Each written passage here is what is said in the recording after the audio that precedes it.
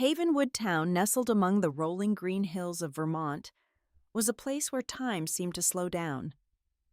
Everyone knew each other, and life followed a peaceful, predictable rhythm. Until the day Elara arrived. She appeared on a brilliant autumn afternoon as the maple leaves were turning shades of red and gold. She carried only a single vintage leather suitcase, and her old Mustang glided into town as silently as a ghost. No one knew where she came from, but Elara's warm smile and amber-colored eyes had a strange power, quickly quelling any whispers of suspicion. In Havenwood, strangers were usually met with scrutiny, but Elara was different. Within a few weeks, she had captured the hearts of the entire town. She rented a rundown old shop on Main Street and transformed it into a pastry shop called the Gilded Spoon. The aroma of baking bread, cinnamon, and vanilla soon became the new soul of the town, an irresistible scent. Elara often baked more than she needed to sell. "What's the fun in eating alone?" she would say in a voice as sweet as honey, handing out warm croissants to children on their way home from school, or a loaf of sourdough to old crusty Mr. Henderson the farmer. Joy is only real when shared. Her kindness seemed boundless.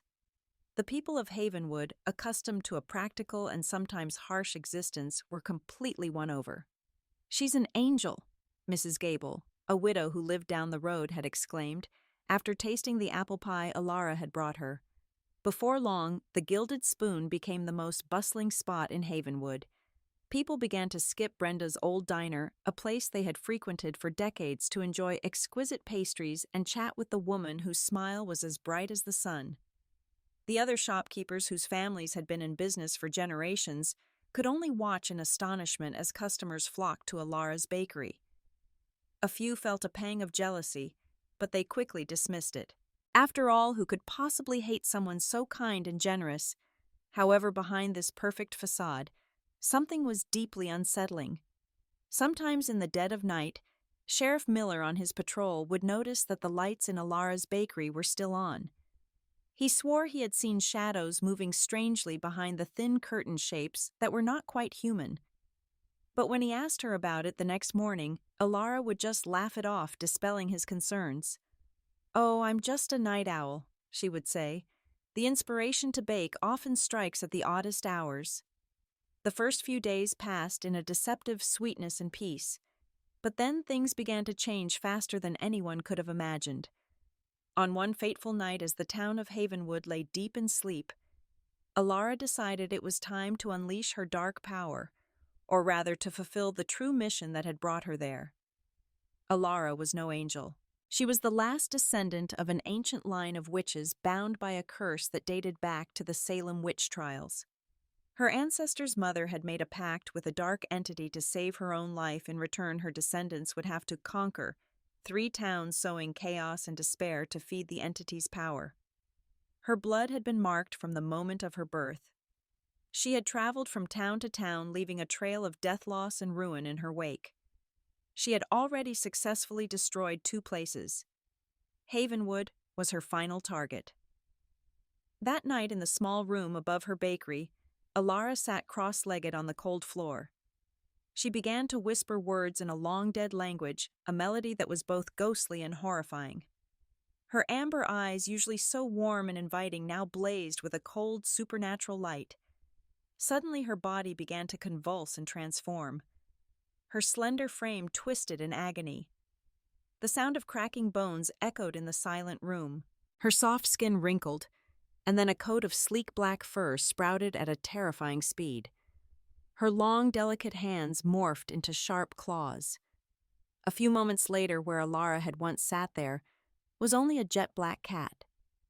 Its eyes remained the same fiery amber, but now they were filled with cruelty and an ancient intelligence. The cat knew exactly what it had to do. It leaped silently from the windowsill, landing in the dark alley below without a sound. It darted through the night, a black streak as swift as lightning, heading straight for the town's farmers' market, where the other vendors were preparing for the morning's trade. It began its work methodically and ruthlessly.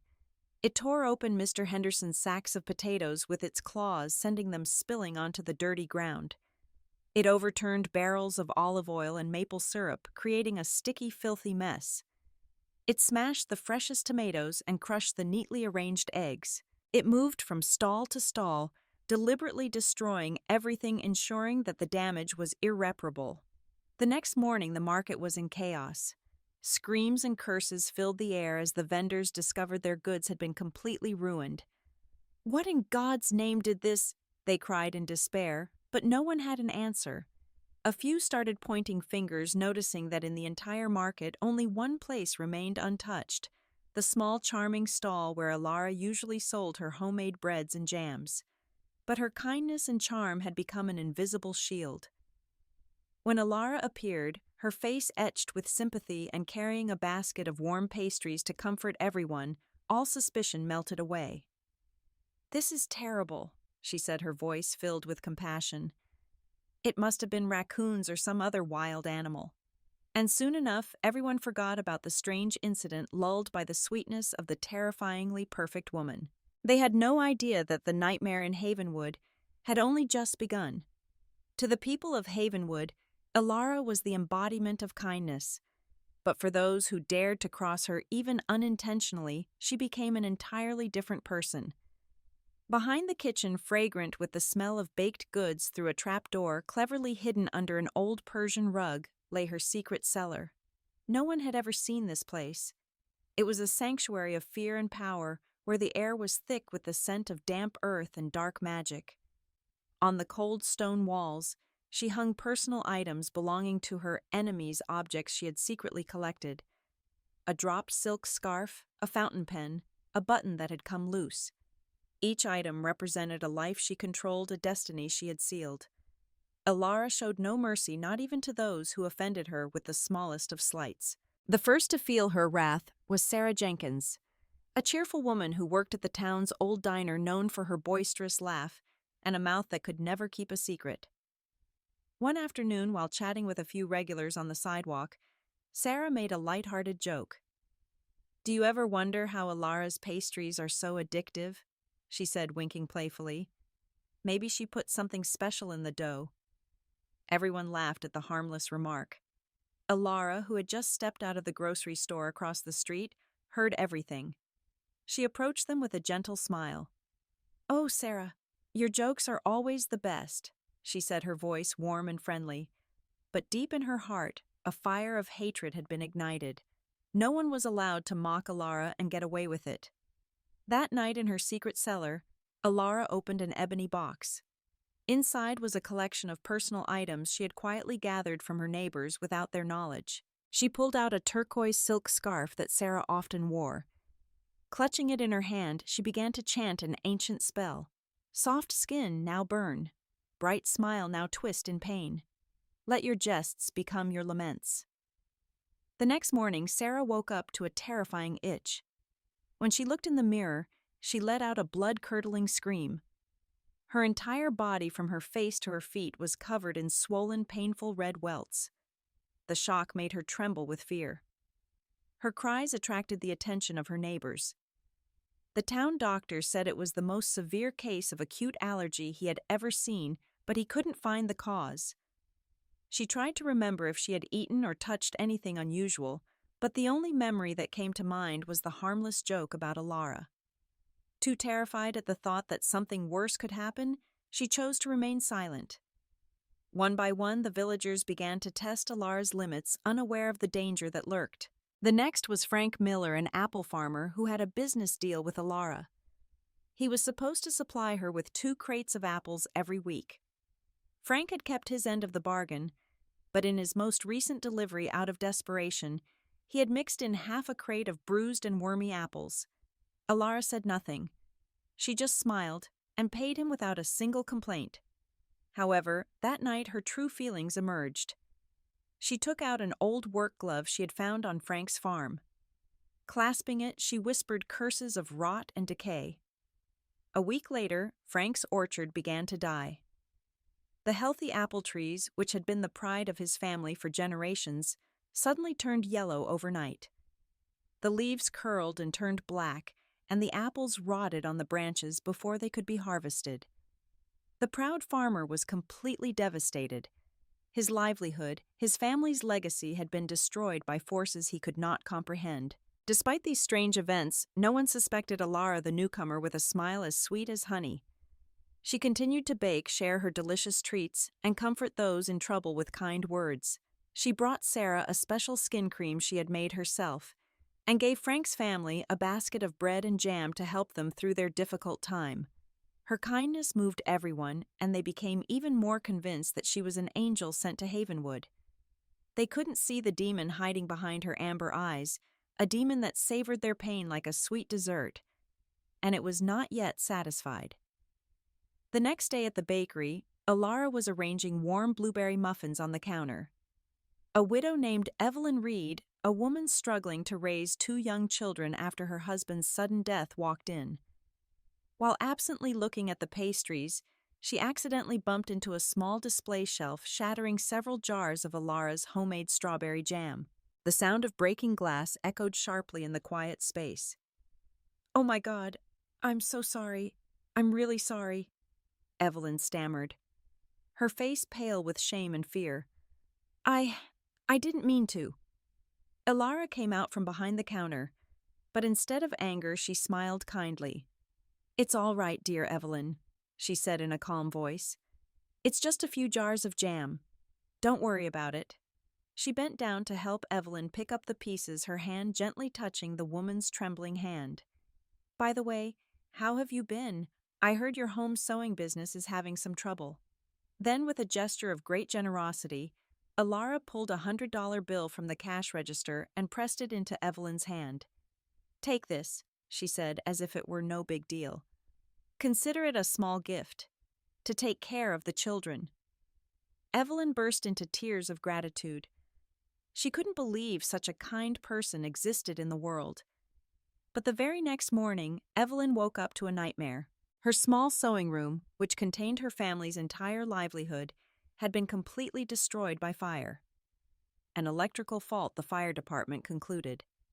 While Evelyn sobbed in the comforting arms of her neighbors, Elara quietly opened her bakery, laying out her sweet pastries as if nothing had happened.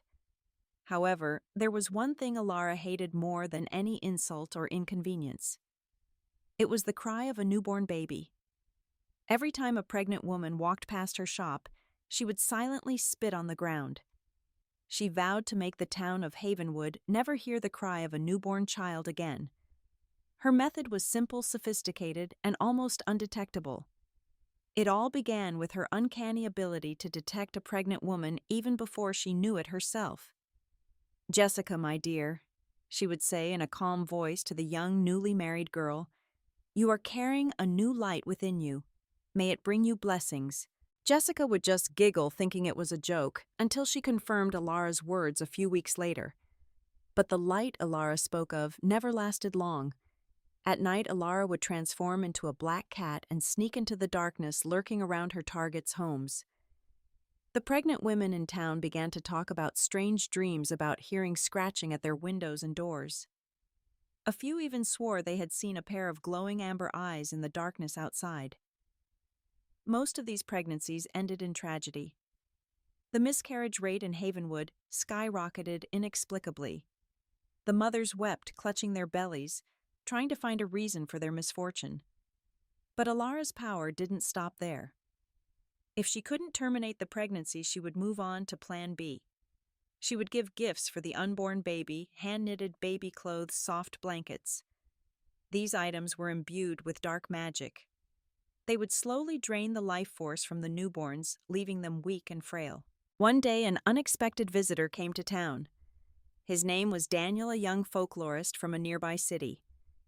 He had come to Havenwood to visit his aunt, Sarah Jenkins, who was still struggling with her mysterious skin condition.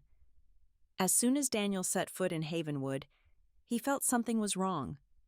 The air here felt heavy, as if an invisible dark cloud was hanging over everything. That day, while strolling down Main Street, Daniel stopped in front of the gilded spoon drawn in by the fragrant smell of baked goods. The moment Daniel walked in, Elara felt a sharp stabbing pain in her hands. She immediately understood that something was unusual. Daniel ordered a cup of coffee and sat down in a corner observing. When Elara turned back to clean the counter, their eyes met. When Daniel looked at Elara, he didn't just see a beautiful baker. Through his eyes a sensitivity to the supernatural that he had inherited from his grandmother, he caught a glimpse of another image. For just a moment, Elara's face seemed to distort, superimposed with the image of a black cat with fiery eyes. He felt a cold draft and ancient malevolence hidden behind that sweet smile. He knew without a shadow of a doubt that she was the source of all the evil that was happening. And Elara, who had heard Daniel's heart skip a beat with her keen ears, also knew immediately that his existence was the greatest threat to her. For the first time since coming to Havenwood, her smile was a little forced. Instead of returning to the city that day, Daniel decided to stay. He hid in an alley across from the bakery and waited until Elara closed up. That night, he secretly followed her, using his knowledge of how to conceal his presence learned from old books. When Elara got home, she seemed agitated and anxious. She thought about Daniel's gaze. What was he doing here? He seemed to possess some kind of power. I have to fortify myself. I can't let some kid ruin everything, she told herself. Quickly, she got into her usual position and began to chant powerful spells. I must control this town. I must control this town. Within minutes, black smoke began to fill the room. Her eyes turned a fiery red. Her body slowly transformed into a black cat. Daniel, hiding near the window, watched it all. He was horrified by what he saw. He rushed away before she could spot him, his heart pounding in his chest. That night in the guest room at his Aunt Sarah's house, Daniel lay awake, his mind racing. She's too dangerous, he said to himself. She has to be stopped. The next morning, Daniel went to his Aunt Sarah. His face was grim, his usual bookish demeanor gone. He told her everything he had witnessed the night before. Elara's horrifying transformation, the true nature hidden behind her sweet smile. Sarah put her hand to her mouth, her eyes wide with shock. No, it can't be. She stammered, her voice trembling. You mean, Elara is behind everything that's happened in this town? My illness, the miller's orchard, Evelyn's shed. The horror was plain on her face. How can such a kind woman be so cruel and heartless? It's not entirely her fault, Auntie, Daniel explained, his voice low. She's bound by an ancient curse, something that's been passed down through generations. But don't worry, I have a plan. We're going to free her from that dark force, and in doing so, free this entire town. The next night, Daniel gathered a small group of brave and trusted Havenwood residents, including Frank Miller, the farmer who had lost everything, and Sheriff Miller, who had always felt something was off about Elara. Daniel explained Elara's nature to them in detail and instructed them on how to position themselves around her house. He gave each of them a small vial of holy water, mixed with verbena and ashwood, things he had prepared beforehand based on his knowledge. They set off together and hid in the dense bushes near the bakery. At the stroke of midnight, as usual, Elara began her ritual. The eerie incantations rang out again. Soon she transformed back into the black cat with fiery amber eyes. The villagers hiding in the darkness watched with a mixture of awe and utter terror. Everything Daniel had said was true. Just as the cat was about to leap out of the window, Daniel, who had chosen a vantage point, threw the vial of holy water directly at its face. A horrifying hiss erupted, a sound that was neither cat nor human. The cat recoiled, instantly, desperately searching for an escape, but the villagers had it surrounded. They began to sprinkle the liquid Daniel had given them on it. As their power grew, Elara's dark energy seemed to wane. Frank Miller, with the agility of a farmer, saw his chance, lunged forward, and used a thick net to subdue the writhing animal. A red rope enchanted by Daniel was quickly tied securely around its leg. The next day, an expert in supernatural phenomena, an old friend of Daniel's family, was invited to Havenwood. A complex ritual was performed by the stream that flowed through the town. He summoned and confronted the dark entity that had imprisoned Elara's lineage for centuries. After an intense spiritual confrontation, the curse was finally broken. On the ground, the black cat convulsed violently before its body slowly returned to human form. Elara lay there exhausted and empty. She looked at the villagers surrounding her, her amber eyes now filled with confusion and weariness. At last she was free from the dark manipulation that had shackled her for her entire life. However, despite being freed, the people of Havenwood continued to fear her. No one wanted to be near her anymore. Elara became an outcast, shunned and alone in the very town where she had once spread terror. She lived in silence, tormented by the memories of the cruel acts she had committed under the influence of the curse. After months of solitude and remorse, she decided it was time to start a new life. With the little savings she had left, she left Havenwood, driving her old Mustang towards a big city, a place where no one knew her name or her dark past. The story of Elara became a whispered warning passed down through generations in Havenwood. It reminded people that appearances can be deceiving, that not all who seem kind and generous are truly so at heart.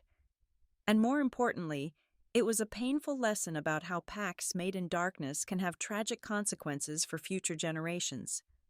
And so the people of Havenwood learned to always be cautious in their relationships and to never judge a pie by its sweet crust.